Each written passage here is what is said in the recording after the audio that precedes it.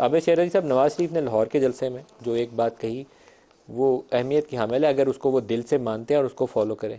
वो था कि इंतकाम लेने नहीं आया, तो मुफाहमत का रास्ता खोलें, डायलॉग। देखिए, हमने नवाज शरीफ साहब ने हमेशा मुफाहमत की बात की। वो मुफाहमत ही थी कि जब 2018 में 14 में अल्लाह ने मौका दिया, उन्होंने पीटीआई की हुकूमत बनने दी।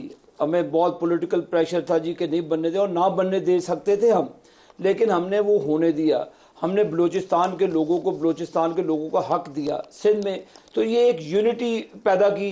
हम चाहते हैं कि सियासी पार्टियों के रास्ते खुले होते हैं। नवाज शरीफ साहब ने कभी रास्ते नहीं बंद किए। देखिए, इस वक्त जो नून और पीटीआई में सुर्ख लकीर खींची हुई है ना, ये आपको नहीं, वो तो इमरान खान ने इलेक्शन के मैदान में मुकाबला करने आए थे, वो बेस्ट है। हमने बिल्कुल आपसे इलेक्शन के मैदान में मुकाबला करना है।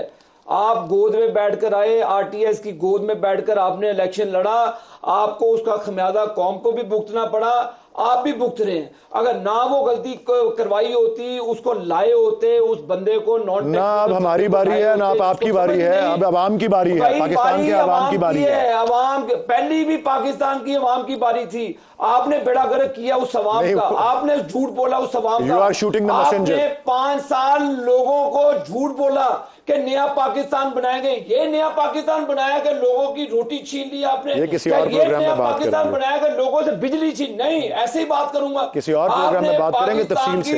हमने क्या किया वो एक और प्रोग्राम में बात करेंगे। आपने मक्कारी की, आप सबसे बड़े झूठे हैं और झूठों से कोई बात नहीं हो सकती। बैलेट बॉक्स से फैसला। मैंने इनके लीडर की बात की, मैंने इनके लीडर की बात की। सियासी लोग आपस में बैठे तो सियासी लोगों से बैठेंगे।